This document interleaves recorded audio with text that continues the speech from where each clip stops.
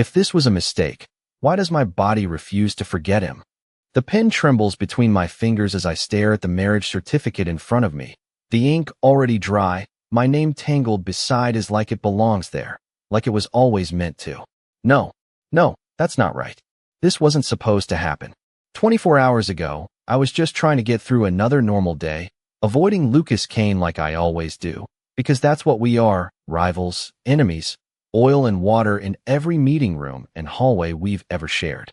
He's control, precision, that cold, unreadable stare that always makes my spine lock up like I'm about to lose something I didn't even realize I had. And me? I'm the problem he never lets slide, the one thing he can't dominate with a glance or a sharp word. That's how it's always been. Until yesterday. Until the elevator doors closed and the air shifted, thick and wrong, like the oxygen had been replaced with something heavier, something alive. I remember the flicker of lights, the hum cutting out, the sudden stillness that pressed in from all sides. Then the heat.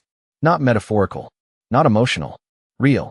It crawled under my skin, spread through my veins, turned every breath into something too sharp, too hot. I remember gripping the railing, my knees threatening to give out, my thoughts slipping like they didn't belong to me anymore. And him. Of course it was him. Lucas, standing too close in that confined space, his presence impossible to ignore, his scent, clean, controlled, but breaking at the edges like a storm barely held back. I told him to stay away. I remember that much. I remember the way my voice cracked, the way my body betrayed me even as my mind screamed no. And then everything fractures. Moments out of order. A hand at my wrist. My back against something solid. His voice, low, steady, saying my name like it meant something. Like I meant something. And then, nothing. Just darkness. Just silence. Until this morning. Until I woke up in sheets that weren't mine, sunlight cutting across the room like a spotlight on a scene I didn't agree to be part of. My head pounding. My body aching in ways I don't want to examine too closely. And him, standing by the window like he owns the world, like last night didn't break every rule we ever set between us. Like this ring, this bond, this impossible situation, is just another decision he made and expects to stand.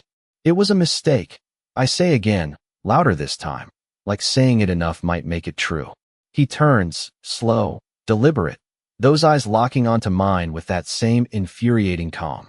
And then he steps closer, close enough that the air shifts again, that same pull tightening somewhere deep in my chest, unwanted and undeniable. No, he says quietly, like it's the simplest truth in the world. It wasn't. And the worst part? My heartbeat stutters like it's listening to him. Stop looking at me like that, I say, but my voice comes out thinner than I expect, like it is slipping through cracks I cannot seal. Lucas does not answer right away, and that silence stretches, heavy and deliberate, until I am the one who breaks first, my fingers curling tighter around the edge of the desk like it is the only solid thing left in the room. The ring feels wrong on my hand. Too warm, too present, like it is aware of me noticing it. I try to twist it off, just to prove a point, just to prove that this is still my body, my choice, my life, but it does not budge, not even a fraction of an inch. My stomach drops. Take it off. I demand, sharper now, forcing strength into my voice that I do not feel. Fix this. Lucas finally moves, slow and controlled, each step measured like he already knows exactly how this conversation ends.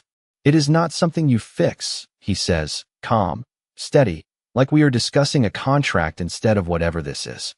It is something you accept. I let out a short, disbelieving laugh that does not sound like me. Accept?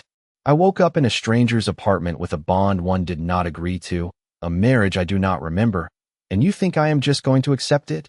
He stops a foot away from me, close enough that I can feel the shift in the air again, that same subtle pull tightening somewhere low in my chest, unwanted and impossible to ignore. I hate that my breathing changes. I hate that my body reacts before my mind can catch up. You are not a stranger to me, he says quietly, and there is something different in his voice now, something that makes my chest tighten for a completely different reason. I shake my head immediately. Do not do that.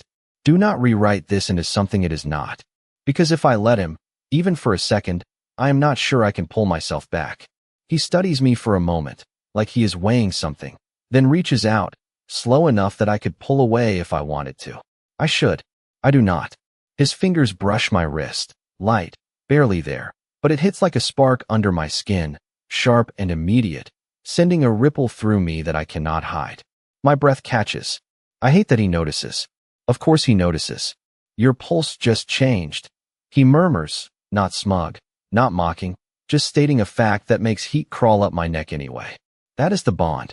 That is not the bond. I snap, pulling my hand back like I can undo the reaction if I move fast enough. That is stress. That is confusion. That is me being trapped in a situation I did not choose. He does not argue. That somehow makes it worse. Then walk out, he says instead, stepping aside, giving me a clear path to the door like it is that simple. Like I have not already thought about it. Like I have not already imagined grabbing my things, leaving this place, pretending none of this ever happened. I hesitate. Just for a second. It is small. It is nothing. But it is enough. Because my chest tightens again, sharper this time. Like something inside me is pulling in the opposite direction, like leaving is not as easy as it should be. Lucas watches me carefully, and for the first time, there is no control in his expression. Just certainty. Go ahead, he says softly. If it is really a mistake, you should be able to leave without looking back. And I hate that I cannot move. I tell myself it is simple. One step, just one step toward the door, and everything goes back to normal. That is what I cling to as I force my foot forward, the movement stiff, unnatural, like my body is arguing with me every inch of the way. The floor feels too solid under my shoes, the air too thick in my lungs. This should not be hard. I have walked away from worse. I have walked away from him before, countless times, in meeting rooms, in crowded hallways, in every moment where his presence pressed too close to something I refused to name. This should be no different. But it is. The second I take another step, something tightens deep in my chest. Not pain exactly, but a sharp, pulling sensation that makes my breath hitch. I freeze. No, that is not real. That is panic. That is stress. That is my brain trying to make sense of something it cannot process. I inhale slowly, steadying myself, then force another step. The pull snaps tighter. My fingers twitch at my sides, nails digging into my palms as if grounding myself will make it stop. You feel it, Lucas says behind me, his voice quiet, not triumphant, not mocking, just certain. I clench my jaw. I am not turning around. The alternative is not something I am willing to accept. I push the door open wider, ignoring the way my knees threaten to give out, ignoring the way that invisible pull tightens again, sharper now, like a warning I do not want to hear. Ethan. My name. Low. Steady. It stops me more effectively than anything else. I hate that too. I squeeze my eyes shut for a second, just 1 second, gathering whatever is left of my resolve, then step forward into the hallway. The reaction is immediate. Not dramatic. Not violent. Just undeniable. The choice for me when I hesitated. Then I turn fully. Lucas is exactly where I left him, a few feet away, hands relaxed at his sides, posture composed like he knew this was how it would end from the start. That certainty irritates me more than anything else. Do not look so satisfied. I snap, even though his expression is not smug, not even close. Bond stabilized. Legal protocols. My stomach twists again, but this time it is not the pull. It is the weight of what he is saying, the way it sounds final, structured, like a system I cannot argue my way out of. So you are telling me, I say slowly, carefully, that in less than 24 hours, I lost control of my body, got bound to someone I cannot stand, and the law decided we are married without asking me once. Yes. Just like that. No hesitation. No apology. I laugh again, but it comes out hollow. That is insane. It is how it works, he says. For people like us. That phrase lingers longer than it should. For people like us. I open my mouth to argue, to push back, to reject everything about that statement, but the words stall somewhere between thought and sound. Because the truth is, my body already proved him right. I glance down at my hand, at the ring that still refuses to move, then back up at him. This changes nothing. I say, even though it sounds less certain than before. I still do not want this. Lucas steps closer then, not enough to crowd me, just enough to shift the space between us again, to make me aware of him in a way that feels sharper than it should. Want does not change what already happened, he says quietly. His gaze holds mine, steady, unyielding, but not harsh. Just certain. But it might change what you do next. And for the first time since I woke up, I do not have an immediate answer. The silence stretches just a second too long, and I hate that I am the one who breaks it. I go back to work. I say, too quickly, like normal is something I can still reach if I say it out loud. This, whatever this is, does not change my schedule. Lucas watches me, not surprised, not amused, just observant in a way that makes me feel like he is already 3 steps ahead. It will, he says simply. I shake my head immediately, grabbing onto irritation because it is easier than dealing with anything else building under my skin. No, it will not. I have a presentation at 9, a client call at 11, and a deadline by end of day. I am not canceling my entire life because of one. I stop myself before I say the word mistake again. It does not land the same anymore. He notices. Of course he notices. You think you can walk into that office like nothing changed? He asks, and there is no mockery in his tone, just a quiet kind of logic that makes my chest tighten again. I know I can. I fire back, even though the confidence feels thinner now, stretched too tight over something unstable. I move toward the table, grabbing my phone, my jacket, anything that feels like control. My fingers brush the screen, and for a second everything is normal. Notifications, emails, calendar alerts stacking on top of each other like nothing in the world has shifted. I cling to that. See, I say, holding the phone up slightly, like proof. The world did not stop. Lucas steps closer again, not invading, just present, steady in a way that feels impossible to ignore. Check the top notification, he says. I frown, irritation flickering, but I glance down anyway.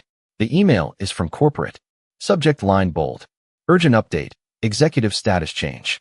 My stomach drops before I even open it. I tap the screen, my thumb suddenly unsteady, and the message loads too fast. My name. His name. Linked. Recognized union under company policy. Effective immediately. I blink once. Twice. The words do not rearrange themselves into something easier. They stay exactly the same. Real. Official. Public. No. I say under my breath, the word slipping out before I can stop it. I scroll, searching for anything that says this is temporary, reversible, a clerical error. There is nothing. Just confirmation. Just consequences. They cannot do this. I say, louder now, looking up at him like he is somehow responsible for the entire system. They cannot just announce this. They can. He replies, calm as ever. And they did. I laugh again, but it is sharper this time, edged with something close to panic. This is insane. This is my career. My reputation. People are going to think. I stop. Because I do not even know what they are going to think. Because part of me already knows. Lucas's gaze softens, just slightly, and that almost makes it worse. They are going to think exactly what the system tells them, he says. That we are bonded. That we are married. That this is permanent. Permanent. The word lands heavy, sinking deeper than anything else he has said so far. I look back at my phone, at the email that is not going away, then at the ring that still refuses to move, then back at him. I did not choose this. I say, quieter now, the anger bleeding into something else I do not want to name. I know, he answers just as quietly. And for the first time, there is no distance in his voice, no control layered over it. Just truth. That should make it easier. It does not. Because if he knows, if he understands, then why does it feel like he is the only one not trying to undo it? I swallow hard, forcing my shoulders back, forcing myself to stand like I am not unraveling piece by piece. Then we fix it, I say, holding onto the words like they are the last solid thing left. There has to be a way to break this. Lucas does not move, does not look away. If there is, he says slowly, you are going to have to decide if you actually want it gone. And I hate that I cannot answer him right away. I tell myself I need air, distance, something that is not him, not this room, not the weight of a life that shifted overnight without asking me first. So I move again, faster this time, grabbing my jacket like it is armor, like it can shield me from something that clearly does not care about physical space. And this time when I reach the door, I do not hesitate. I open it and step out before my body can argue, before that invisible pull can tighten enough to stop me, because I refuse to let it. Win twice in a row. I refuse to prove him right again. And for a moment it works. The hallway stretches ahead of me. Normal, quiet, just another floor in a building I have walked through 100 times without thinking, and I focus on that, on the mundane details, the hum of distant elevators, the faint scent of cleaning solution, anything that grounds me in reality. I keep walking, one step, then another, forcing rhythm into my movement like I can outpace whatever this bond is trying to do to me. And the first few seconds feel manageable, my breathing steady enough, my chest tight, but not unbearable. And I latch onto that, cling to it like proof that I can still control this, that I am not as trapped as he wants me to believe. But then the shift comes, subtle at first, like a thread pulling taut somewhere I cannot see, my heartbeat stuttering again, my steps slowing despite myself, and I grit my teeth, pushing forward. Anyway, refusing to turn around, refusing to even think about him, because that is exactly what this is, right? Some kind of psychological feedback, something triggered by proximity, something that will fade if I just keep going, if I just put enough distance between us, so I keep moving, past one door, then another, counting them under my breath like it matters, like numbers will anchor me. 10 steps, 15, 20. And then the pull sharpens, not pain, not exactly, but something deeper, something that wraps around my ribs and tugs inward, making my breath hitch in a way I cannot smooth out. I slow again, my hand brushing the wall for balance. And that is when it hits me, not as a feeling, but as a realization that lands all at once. This is not about distance, because even now, even with walls and doors and space between us, I can still feel him, not physically, not in any way that makes sense, but there is a presence, a steady, grounding awareness that does not fade no matter how far I try to push it away. And that realization is worse than the sensation itself, because it means this is not something I can outrun. I stop walking, my chest rising and falling too fast now, my thoughts scrambling for something logical, something I can use to dismantle this. But there is nothing, just the echo of his voice, calm, certain, telling me I would not be able to walk away, and I hate that he might be right. I hate that more than anything. I close my eyes for a second, pressing my palm flat against the wall, forcing myself to breathe through it. In, out, slow, steady, regain control, regain something, and for a moment it stabilizes again, just enough for me to think clearly. Just enough for me to realize that going farther is only making it worse, that every step away is tightening whatever this connection is until it snaps back harder. And that leaves me with a choice I do not want to make. Keep going and let this escalate into something I cannot control, or turn around and admit that this is real, that this is binding me in ways I cannot ignore, and I stand there, caught in that exact moment, the decision sitting heavy in my chest, and after a long second, longer than I want to admit, I exhale slowly, my shoulders dropping just a fraction, and I turn back, because I am not ready to lose control completely. Not yet.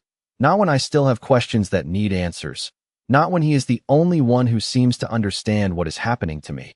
And as I walk back toward that door, toward him, the tension eases again, not gone, but quieter, like something inside me is settling into place whether I like it or not. And that thought follows me all the way back. Lingering, unwanted, undeniable. I stop in front of the door for half a second, just enough to feel the shift again. That subtle easing in my chest, like something inside me recognizes where I am, like it has already decided this is where I belong. And I hate that thought immediately, pushing it down before it can take root, before it can mean anything more than a reaction I still refuse to accept. Then I push the door open and step back inside. And the difference is instant, not dramatic, not overwhelming, just quiet and undeniable, like tension loosening its grip one notch at a time. My breathing evening out without effort, my shoulders dropping slightly, as if my body has been waiting for this exact moment. And that realization irritates me more than anything else, because it feels like surrender even though I am not ready to call it that. Not even close. Lucas is still where I left him, like he has not moved an inch, like he has been standing there the entire time knowing exactly how this would play out. And the moment his eyes lift to meet mine, something steadies in a way I cannot explain. Not comfort, not safety, something sharper, more controlled, like a balance I did not know I needed until it snapped back into place.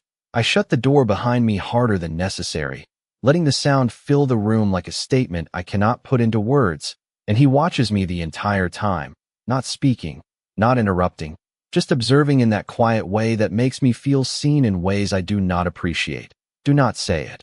I mutter before he can open his mouth, already anticipating the calm, inevitable comment that I do not want to hear. His expression shifts. Just slightly, not amusement, not quite, but close enough to make my jaw tighten. I was not going to, he replies, and for once I actually believe him, which somehow makes everything more complicated. I cross the room, dropping my jacket onto the chair with more force than necessary, needing movement, needing something physical to anchor me again, because standing still makes me too aware of everything else. The bond, the air, him. This changes nothing. I say again, the words feeling thinner. Every time I repeat them, but I say them anyway because I need them to be true.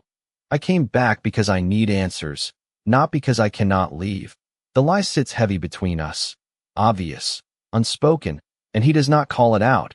Of course he does not. He never wastes words on things he already knows. Then ask. He says instead, simple, direct, and that throws me off more than any argument would have. I pause, my thoughts scrambling for something concrete, something I can use to regain control of.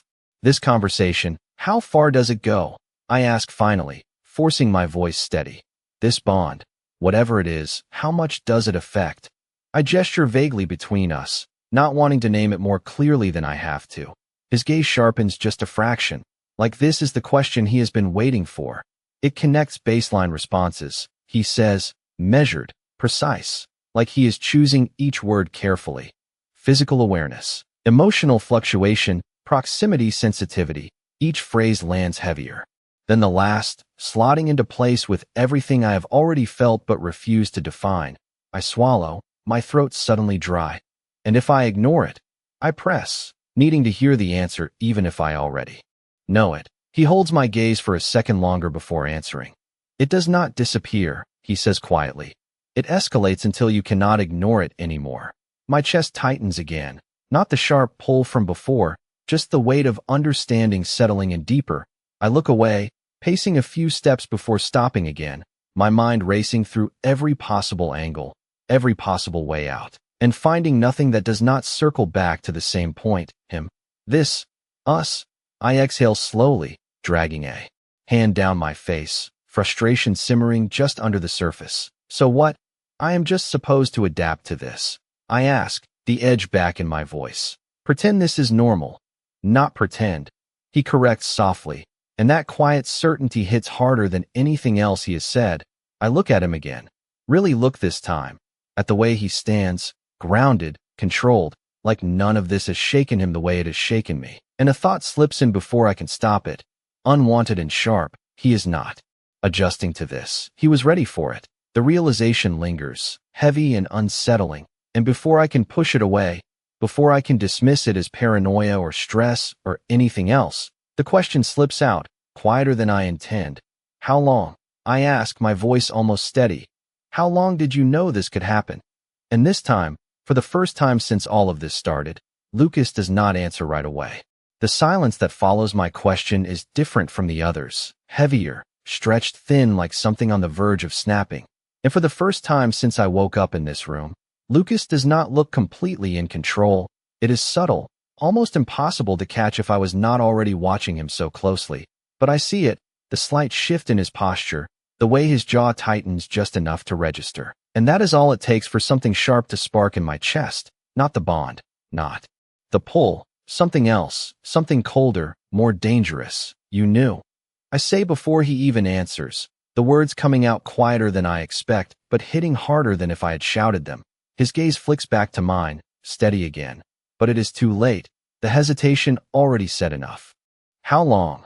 I repeat, this time more firmly, taking a step closer without thinking, my frustration overriding everything else. Do not give me another vague answer.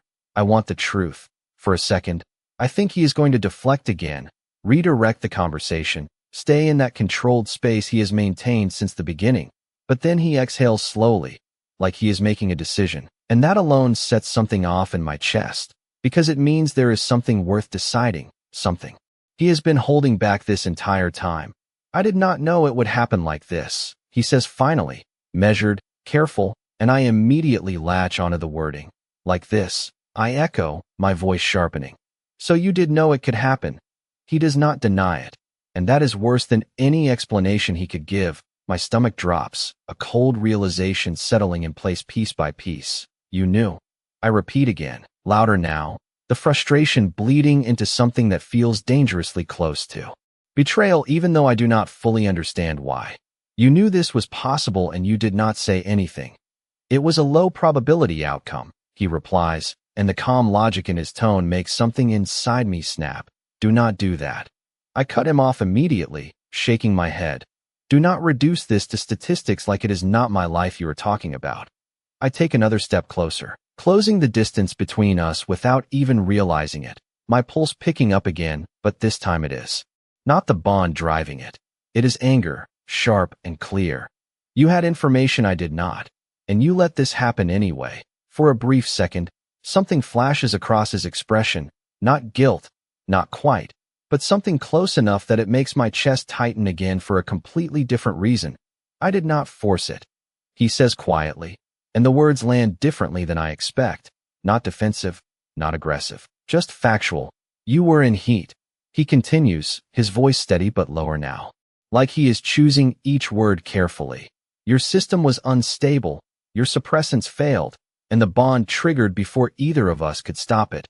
I let out a sharp breath, running a hand through my hair again, trying to process everything at once and failing, because none of this feels like something that just happened, not when he is standing there so composed, so prepared, like he has already accepted it in a way I cannot. You are too calm, I say suddenly, the realization hitting me all at once, my voice dropping as I look at him more closely. Really look this time. This does not feel new to you. His gaze holds mine, unwavering, and that silence stretches again, heavy and deliberate. And I know before he even speaks that whatever comes next is going to make this worse. It is not new, he admits, and the words land like a quiet impact that reverberates deeper than anything else he has said so far. My breath catches, my thoughts stalling completely for a second. What does that mean? I ask, slower now, more careful, because something about this feels like a line I cannot uncross once I hear the answer. He does not look away, does not soften, does not give me anything to hold on to except the truth. It means, he says, his voice low, steady, that I have been preparing for this possibility longer than you think. And this time, when the tension spikes in my chest, I cannot tell if it is the bond reacting or something else entirely. The words settle between us, heavy and irreversible. And for a moment, I just stare at him like I am trying to translate something that should make sense, but does not. Because there is no version of this where what he said is acceptable. No version where preparation does not mean intention, and intention does not mean choice. And choice does not mean this was never just an accident. My chest tightens again, but this time it is not sharp or pulling. It is slow and suffocating, like something pressing inward from all sides. Preparing. I repeat, the word tasting wrong. You do not prepare for something like this unless you expect it. Lucas does not interrupt, does not correct me, and that silence is louder than anything he could say. I let out a short, disbelieving breath, pacing once across the room before turning back to him. My thoughts moving too fast, connecting pieces I do not want to connect. How long? I ask again. Quieter now, but more dangerous. How long have you been expecting this to happen? He watches me for a second, like he is deciding how much to say, how far to push this before I break, and I hate that I am already close to that edge. Long enough, he answers finally, and it is not enough, not even close. Frustration spikes again, sharp and immediate. That is not an answer. I snap, stepping closer, closing the space between us without thinking. Give me something real for once. His gaze does not waver, but there is something different in it now, something more direct, less guarded, like he has already crossed whatever line he was trying to hold. Since the first time your suppressants failed, he says, and the room goes quiet in a way that feels almost unreal, my mind catching on the words, replaying them before they fully make sense. That was months ago, I say slowly, the realization creeping in piece by piece. And he nods once, confirming it without hesitation. My stomach drops. The memory surfacing whether I want it to or not.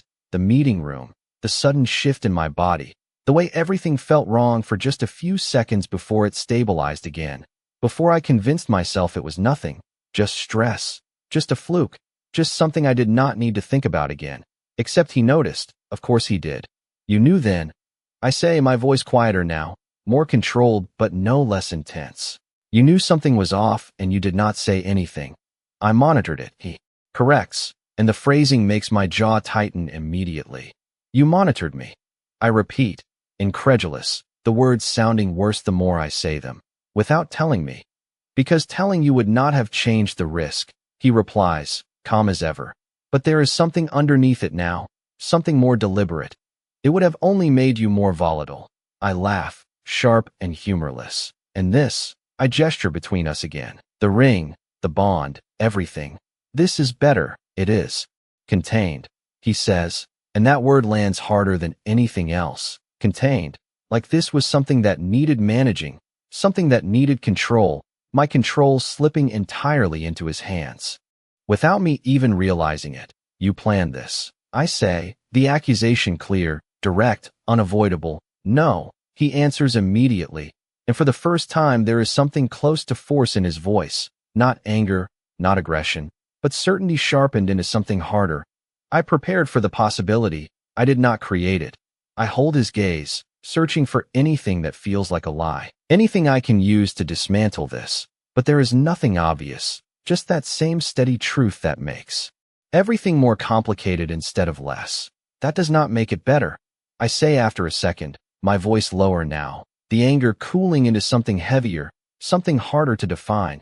It means you were ready to accept it before I even knew it was happening.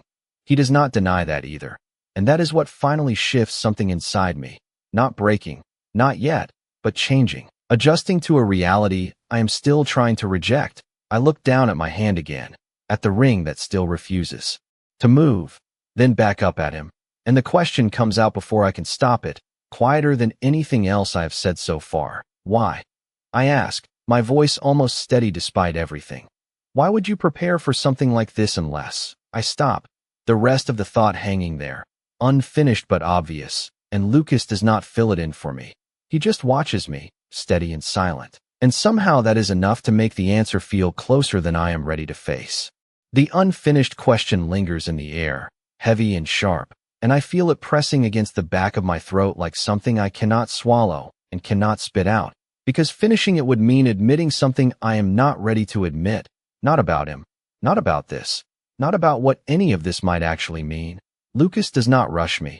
Of course he does not. He just stands there, steady and silent, like he knows exactly how this is going to unfold if he gives me enough time to get there on my own. And that irritates me more than anything else, that patience, that control, that quiet certainty that makes me feel like I am always one step behind him no matter how fast I try to think. I drag a hand down my face, exhaling slowly, trying to reorganize my thoughts into something that makes sense, something I can use to push back, to regain some kind of control over this conversation, over this situation, over myself. You could have warned me. I say finally, the words coming out lower now, less sharp, but no less real. You could have told me there was even a chance of this happening. Lucas watches me carefully, his expression unreadable, but not closed off, not completely. You would not have believed me, he replies, and I almost laugh because he is right and I hate that he is right. I would have dismissed it, argued it, brushed it off as overthinking or control or anything else that fit the version of him I was comfortable with. The version that stayed on the opposite side of every room, every conversation, every line I drew between us. That does not mean you should have kept it from me. I push back anyway, because I need to, because I cannot just accept this as inevitable. Not yet. It means you should have tried. Something shifts in his gaze then, not enough to fully define, but enough to make my chest tighten again.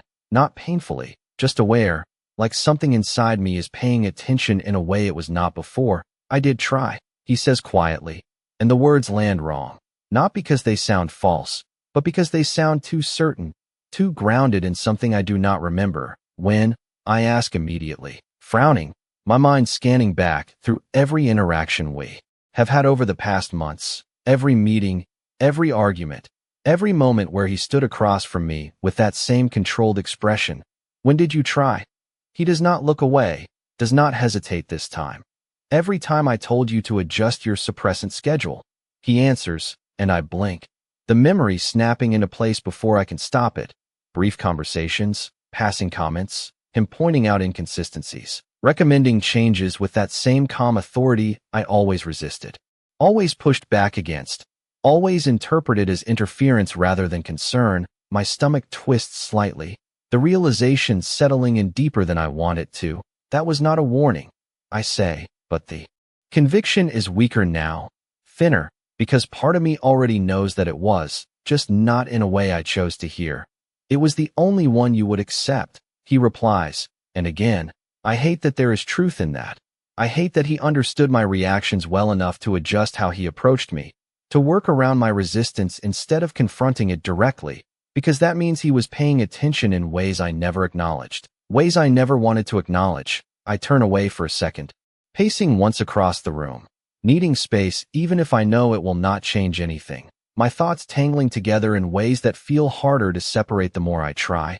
This is not just about what happened last night anymore. It is not just about the bond or the marriage or the system that locked us into something neither of us explicitly chose. It is about everything leading up to it, everything I missed, everything I ignored, everything he noticed. I stop near the window, staring out without really seeing anything, my reflection faint in the glass, the ring catching the light in a way that feels too intentional, too permanent. So what now? I ask after a moment, my voice quieter, steadier, not because I feel calm, but because I am running out of ways to push back without repeating the same arguments. You planned for this possibility. You prepared for it. You accepted it before it even happened. I turn back to him slowly, meeting his gaze again. What happens next? Lucas does not answer immediately, but this time it does not feel like hesitation.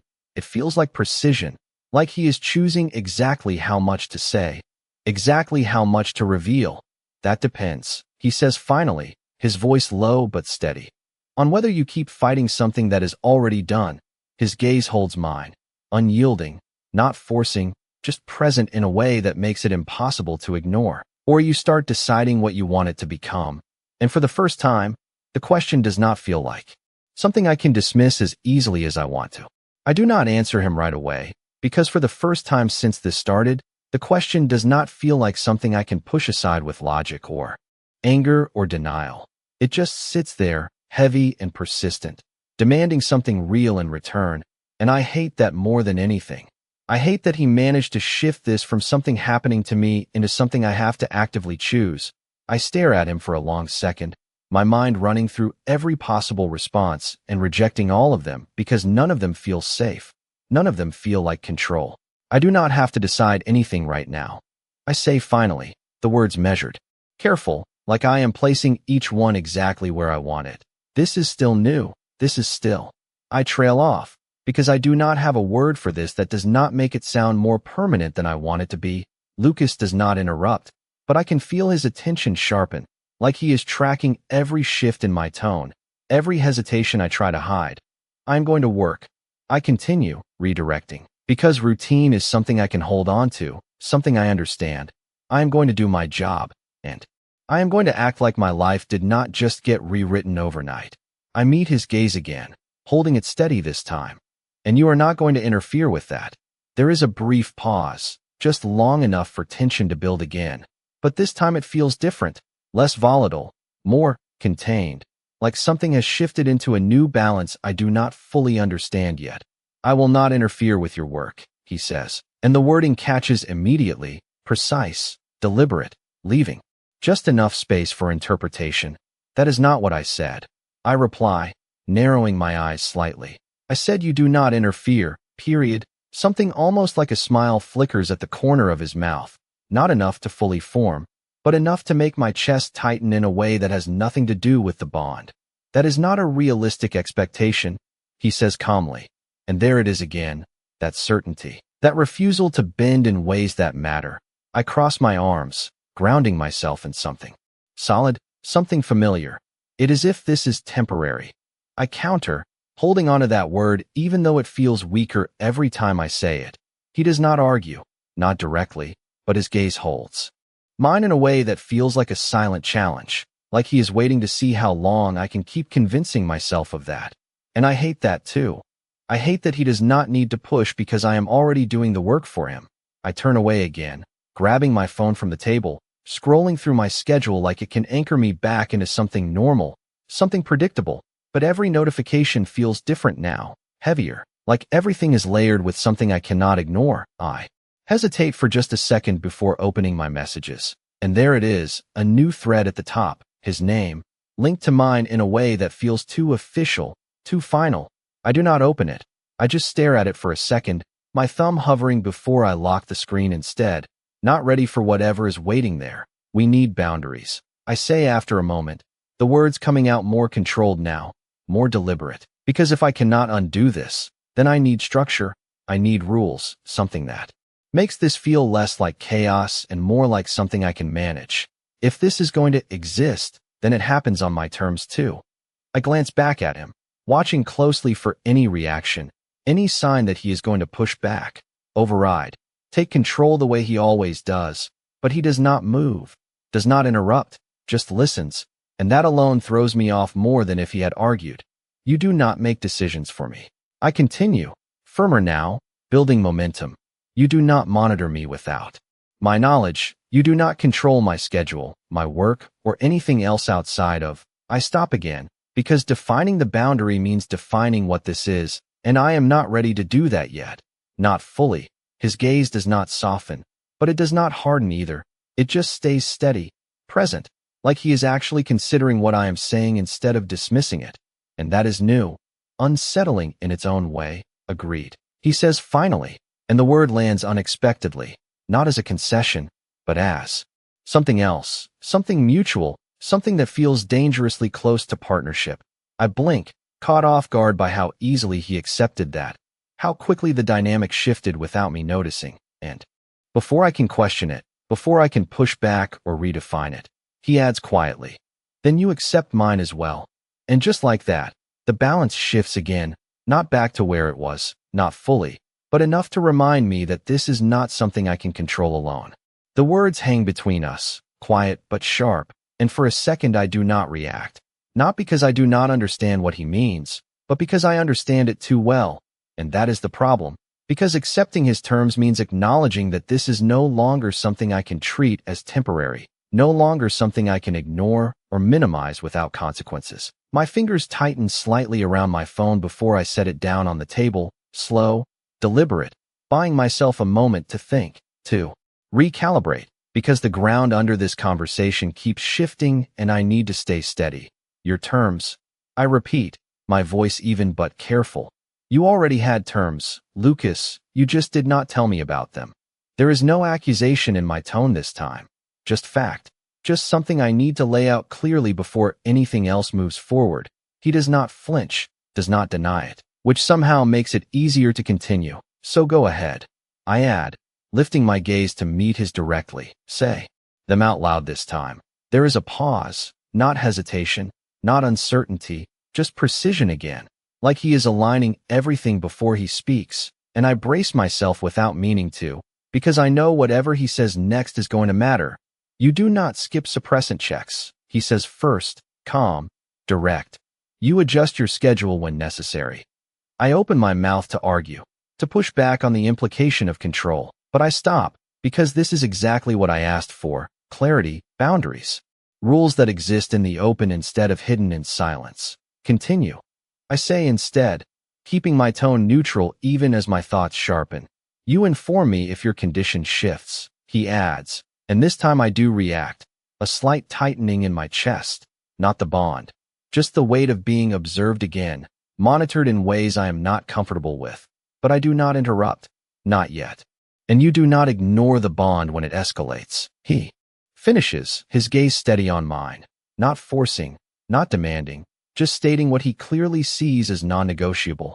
I exhale slowly, letting the words settle, testing them against everything I have felt in the past hour, the pull, the tightening, the way my body responded when I tried to leave. None of it theoretical anymore, none of it something I can dismiss as easily as I want to. That last one is not a choice. I say finally, Quieter now, because we both know it is true. He nods once, acknowledging it without argument, and that alone shifts something slightly, because this is not one-sided, not entirely. Even if it feels like it is most of the time, I fold my arms loosely, thinking through each point, weighing what I can accept, what I can push back on, what I can redefine without losing ground. Because this is negotiation now, not reaction, and I need to treat it like one if I want to maintain any control at all. Fine, I say after a moment. The word deliberate, chosen, I can work with that, but it goes both ways. His expression does not change, but his attention sharpens again. You do not make decisions about me without telling me first. I start, matching his tone, his structure, his clarity. No more monitoring without my knowledge, no more adjustments behind my back, and no more assuming you know what is best for me without including me in the conversation. I hold his gaze, steady, unyielding, because this part matters just as much as anything he said. If this is a bond, then it is shared, not managed. The words land between us, firm, clear, and for a second the room feels still again, like everything is waiting on his response. Lucas watches me for a long moment, not evaluating, not dismissing, just considering, and there is something different in his expression now, something that was not there before, something that looks almost like respect. Agreed, he says finally. And this time it feels different, more balanced, more real, like the terms actually belong to both of us instead of just one. And for a brief second, something settles in my chest again. Not the bond, not entirely, something else, something steadier, something that feels dangerously close to alignment. And that thought alone is enough to make me straighten immediately, to remind myself exactly where I stand, exactly what this is, exactly what it is not. Because no matter how this feels, no matter how my body reacts, no matter how easily this shifts into something that looks almost functional, I am not letting it become something I do not choose, not without a fight, not without understanding every part of it first. And as I pick up my phone again, checking the time, grounding myself in something real, something measurable, I know one thing for certain. This is not over, not even close. I check the time again, more out of habit than necessity, but it grounds me just enough to keep moving, to keep thinking in terms I understand, schedules, deadlines, things that can be measured and controlled. And for a moment, I almost convince myself that this can fit into that structure, that I can compartmentalize it, keep it contained to the edges of my day instead of letting it take over everything. I slip my phone into my pocket and reach for my jacket, the motion automatic, practiced, something I have done 1,000 times before without thinking. And that familiarity helps. It steadies me just enough to take a step forward without hesitation this time. Not toward the door in panic, not away from him in denial, just forward, deliberate, controlled. I stop a few feet from him, close enough to feel that subtle shift again, that quiet awareness that has not gone away since this started, but it does not spike. It does not pull.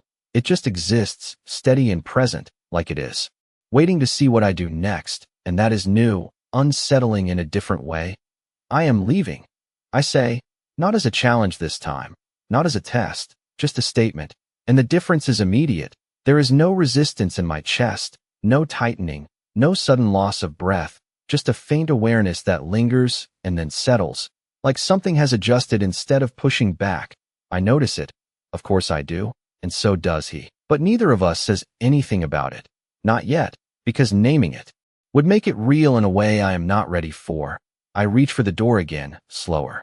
This time, more aware of every movement, every shift in my body. And when I open it, nothing happens, no dizziness, no pull, no invisible force dragging me back. Just the hallway, quiet and unchanged, waiting on the other side like it always has. I step through, and for a second I pause, not because I cannot move, but because I can, because the difference is so subtle it almost feels like a trick, like something is letting me go on purpose instead of holding me in place. And that thought lands. Heavier than anything else, I turn back slightly, just enough to see him, still standing where I left him, watching, not stopping me, not calling me back, just observing with that same steady attention that has followed me through every step of this. This does not mean I accept it. I say, the words coming out quieter now, not defensive, just clear, because that still matters, that line still needs to exist, He inclines his head slightly. Not agreement, not disagreement, just acknowledgement. It means you understand it. He replies, and the distinction settles somewhere deeper than I expect, because he is right again, and I am starting to hate how often that happens. I look at him for a second longer, searching for something I can push against, something I can use to re-establish the distance I am used to. But there is nothing obvious, just that same calm presence, that same certainty that does not feel like pressure anymore, just fact. And that is somehow worse. I turn away before I can think about it too much, stepping fully into the hallway, letting the door fall closed behind me with a soft click that does not feel final, just temporary, like a pause instead of an ending. I start walking, my steps steady now, my breathing even, the world around me settling back into something familiar. But underneath it all, there is still that awareness, that quiet connection that has not disappeared, just changed, adjusted, like it is learning me as I am learning it, and I do not know what that means yet, not fully, but I know it is not something I can ignore anymore. Not after this, not after everything that has already happened. My phone buzzes in my pocket, pulling me back into the